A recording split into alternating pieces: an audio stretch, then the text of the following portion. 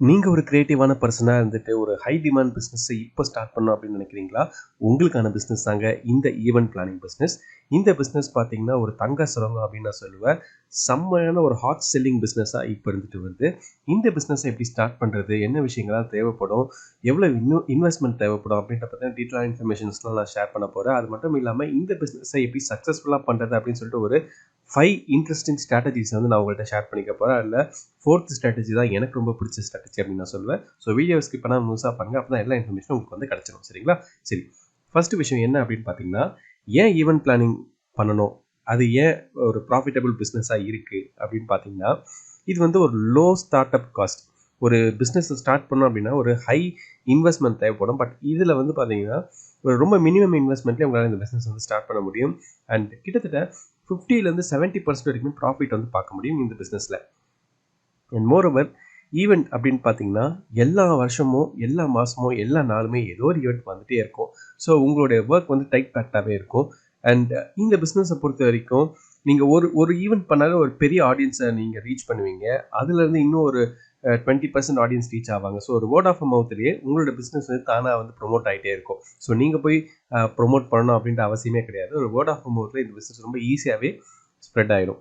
And ரெண்டாவது factor என்ன அப்படின்னு பார்த்தீங்கன்னா ட்ரெண்டிங் ப்ராஃபிட்டபிள் நீஷை வந்து சூஸ் பண்ணுறது. ஓகே, இப்போ நம்ம வந்து ஈவெண்ட் பிளானிங் வந்து பண்ண போகிறோம் அப்படின்னு முடிவு பண்ணியாச்சு. என்ன மாதிரியான ஈவெண்ட் பிளானிங் பண்ணலாம் அப்படின்னு பார்த்தீங்கன்னா, first destination weddings, baby showers and naming ceremonies. இந்த நேமிங் செரமனிஸ் அப்படின்ற நோட் பண்ணிக்கோங்க. ஏன்னா இப்போ வந்து ரொம்ப ரொம்ப ஒரு ஹாட் செல்லிங் பிஸ்னஸ் அது. ஒரு பாப்பாக்கு பேர் வைக்கிறத கூட வந்து ஒரு பெரிய செரமனியாக வந்து ஒரு கிராண்டாக வந்து பண்ணுறாங்க. முன்னாடியெல்லாம் வீட்டில் அந்த ரிலேட்டிவ்ஸோட பண்ணாங்க. பட் இப்போ வந்து அதுக்கு ஒரு வீடியோலாம் ரெடி பண்ணி அதை ஒரு வேறு மாதிரி செலிப்ரேட் பண்ணுறாங்க. ஸோ இந்த மாதிரி நிறைய குட்டி குட்டி நீஷை வந்து நீங்கள் ஃபைன் பண்ணணும். And political campaigns, product launches, corporate award nights, இந்த மாதிரியான கொஞ்சம் பெரிய ஈவெண்ட்ஸும் நீங்கள் வந்து டார்கெட் பண்ணணும். அண்ட் மூணாவது விஷயம் என்ன அப்படின்னு பார்த்தீங்கன்னா, என்ன பிஸ்னஸ் மாடல் வந்து பண்ணுறது. இப்போ நம்ம வந்து தீமை கண்டுபிடிச்சாச்சு. ஸோ அந்த தீம் வந்து இப்போ ஒரு நேமிங் செரமனி இல்லை ஒரு மேரேஜ் அப்படின்னா அது ட்ரெடிஷ்னலாக இருக்கும். ஒரு அவார்ட் செரமனி அப்படின்னா அது வந்து ஒரு ரெட்ரோ தீமில் இல்லை சினிமா தீம்லலாம் கூட பண்ணலாம். ஸோ அந்த மாதிரி நம்ம வந்து ஒரு தீம் வந்து ஒவ்வொரு ஈவெண்ட்டுக்கு வந்து நம்ம வந்து செட் பண்ணணும். நம்ம என்னெல்லாம் பண்ணுறோமோ அதெல்லாம் வந்து ரெக்கார்ட் பண்ணி வச்சுருக்கணும். ஸோ நம்மளுக்கு அது ஒரு ரெஃபரன்ஸாக இருக்கும் மற்ற கஸ்டமர்ஸ்க்கு காட்டுறதுக்கு. அண்ட் என்ன மாதிரியான டார்கெட் ஆடியன்ஸ் இருக்க போகிறாங்க. ஒரு 10 மெம்பர்ஸ் இருப்பாங்களா, இல்லை 50 மெம்பர்ஸ் இருப்பாங்களா, இல்லை 5,000 மெம்பர்ஸ் இருப்பாங்களா, இந்த மாதிரி நம்ம வந்து செட் பண்ணணும். அண்ட் நம்மளோட ஈவெண்ட் வந்து வர்ச்சுவலா இல்லைனா வந்து லைவாக நடக்க போதா, இல்லை வர்ச்சுவல் ப்ளஸ் லைவா, இந்த மாதிரியான விஷயங்களுமே நம்ம வந்து ஃபோக்கஸ் பண்ண வேண்டியதாக இருக்கும். அண்ட் 4வது ஃபேக்டர் என்ன அப்படின்னு பார்த்தீங்கன்னா ஏர்னிங். இப்போ நம்ம ஒரு பிஸ்னஸ் மாடல் செட் பண்ணியாச்சு. எவ்வளோ இன்வெஸ்ட் பண்ண வேண்டியது இருக்கும் அப்படின்னு பார்த்தீங்கன்னா 20,000 மினிமம் இன்வெஸ்ட் பண்ண வேண்டியது இருக்கும். இல்லை maximum 3 lakh based on the event.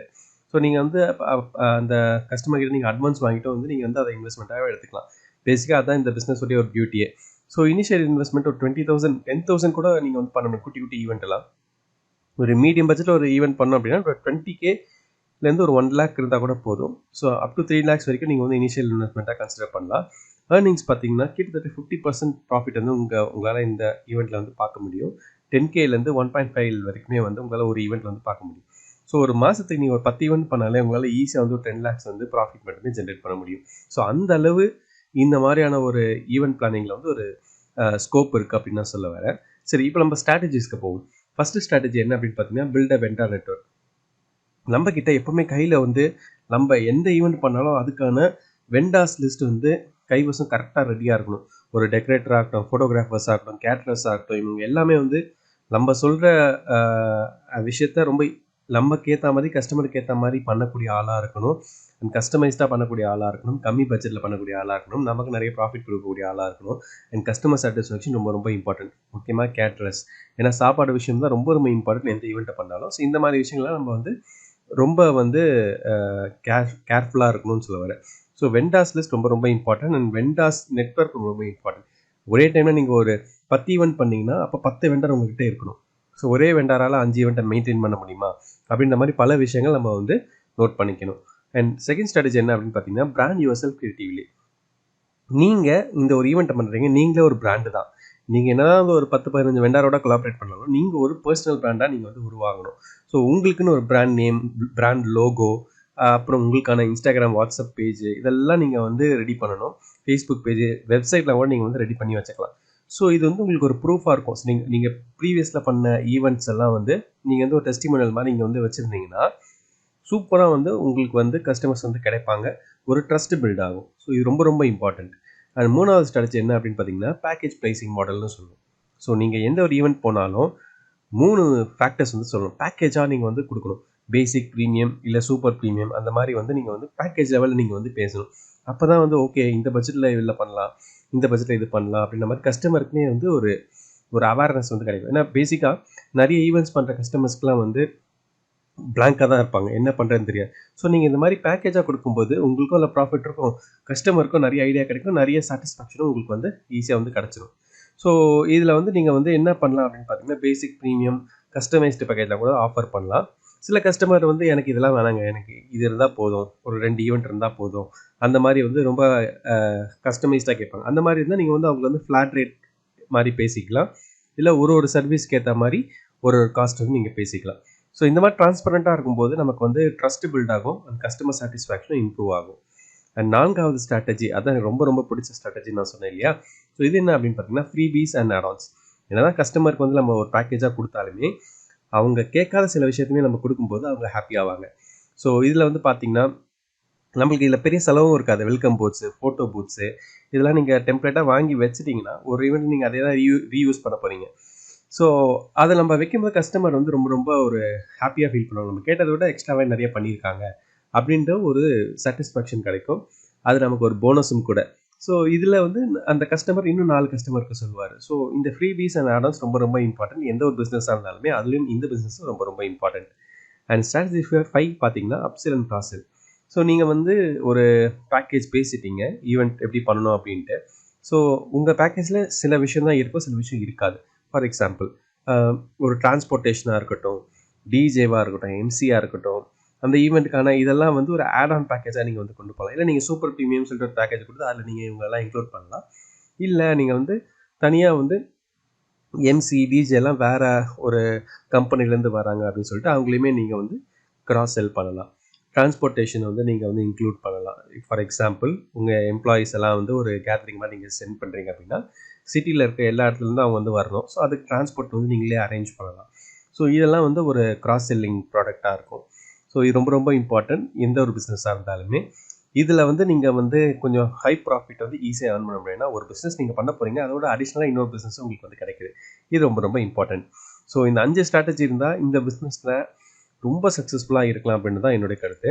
And முக்கியமான விஷயம், இந்த பிஸ்னஸை என்ன மிஸ்டேக்ஸும் நம்ம பண்ணிடக்கூடாது அப்படின்னு பார்த்தீங்கன்னா under pricing and over committing.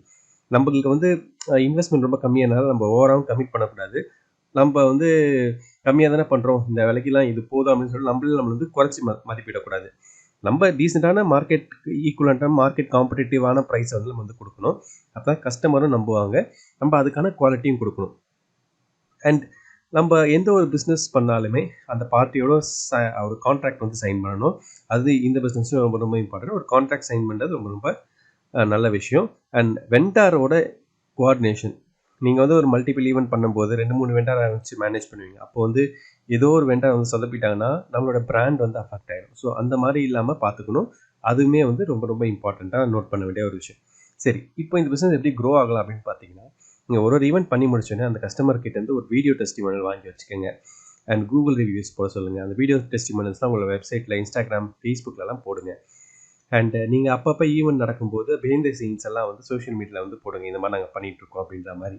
So இதெல்லாம் வந்து ரொம்ப ரொம்ப இம்பார்ட்டன்ட் இந்த மாதிரி பிஸ்னஸில் க்ரோ ஆகிறதுக்கு. இது இல்லாமல் நிறைய எக்ஸ்போஸு, வெண்டாஸ் மீட் அப்லாம் நடக்கும் ட்ரேட் சென்டர் மாதிரியான இடத்துல. ஸோ அங்கெல்லாம் நீங்கள் போயிட்டு என்ன மாதிரி வெண்டாஸ்லாம் கிடைக்கிறாங்க, நமக்கு வேறு என்ன மாதிரியான ஆப்பர்ச்சுனிட்டிலாம் இருக்குது, அந்த மாதிரி நீங்கள் வந்து ஆப்பர்ச்சுனிட்டிஸ் வந்து ஃபைன் பண்ணலாம். அது ரொம்ப ரொம்ப இம்பார்ட்டன்ட். ஸோ நம்ம இந்த பிஸ்னஸை எப்படி நெக்ஸ்ட் லெவலுக்கு கொண்டு போகிறதுக்கான வழிவகைகள் நம்மளுக்கு அதில் வந்து கிடைக்கும். சரியா? சரி, இந்த வீடியோவில் நம்ம வந்து என்னெல்லாம் பார்த்தோம் அப்படின்னு பார்த்தீங்கன்னா இந்த ஈவெண்ட் பிளானிங் பிஸ்னஸ் எப்படி சக்ஸஸ்ஃபுல்லாக பண்ணுறது, எவ்வளோ இன்வெஸ்ட்மெண்ட் வந்து தேவை, ஒரு 5 ஸ்ட்ராட்டஜிஸ் வந்து பார்த்தோம். அந்த 5 ஸ்ட்ராட்டஜியில் உங்களுக்கு எந்த ஸ்ட்ராட்டஜி பிடிச்சிருந்தது அப்படின்னு எனக்கு கீழே கமெண்ட்ஸில் வந்து சொல்லுங்கள். அண்ட் டெலகிராம்லேயும் நம்ம இன்ட்ரெஸ்டிங்கான கண்டென்ட்லாம் போட்டுருக்கோம். அதையுமே வந்து கொஞ்சம் ஃபாலோ பண்ணி சப்போர்ட் பண்ணுங்கள். கீழே டிஸ்கிரிப்ஷன் லிங்க் இருக்குது. ஃபேஸ்புக்லேயும் ஃபாலோ பண்ணி சப்போர்ட் பண்ணுங்கள். உங்களோட கருத்துக்கள் இல்லை உங்களுக்கு ஏதாவது சந்தேகங்கள் இருந்துச்சுன்னா மறக்காமல் கீழே கமெண்ட்ஸில் போடுங்க. கண்டிப்பாக நான் கிளாரிஃபை பண்ணுறேன். இல்லை எனக்கு மெயில் கூட அனுப்பலாம். அண்ட் அமேசான், ஃப்ளிப்கார்ட்டோடைய அஃபிலியேட் லிங்க்லாம் கீழே இருக்குது. ஏதாச்சும் வாங்கணும் அப்படின்னா அந்த லிங்கில் கிளிக் பண்ணி சப்போர்ட் பண்ணுங்கள். மற்றும் ஒரு சுவாரஸ்யமான பதிவில் மறுபடியும் நான் உங்களை சந்திக்கிறேன். நன்றி.